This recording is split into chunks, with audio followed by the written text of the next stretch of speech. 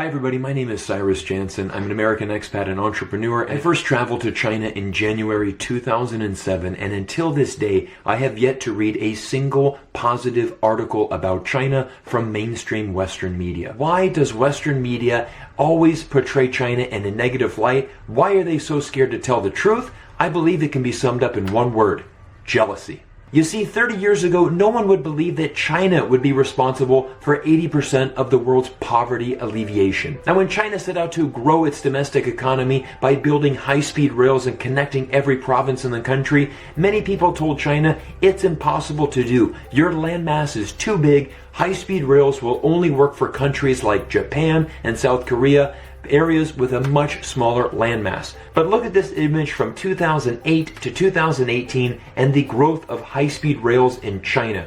What's even more incredible is that by 2035, every city in China with a population of at least 500,000 people will be connected to this high-speed railway network. This will absolutely transform the domestic economy in China and be a tremendous advantage for the citizens that live within China. Again, no one in the West could possibly imagine that China would be this successful. And this is the big reason why Western media is always attacking China. You see, on paper, China's government was never supposed to be this successful. It goes against everything that Western countries and that democracy has been preaching for so long. You see, America, my home country, we always preach to everybody that democracy is the only way. But China did something different. They said, we're going to do it our way. We're going to take your model of government and we're going to pull out the things that we like. Things like capitalism, things like entrepreneurship. And we're also going to mix in our 5,000 years of ideologies. We're going to mix in our culture and we're going to come up with our own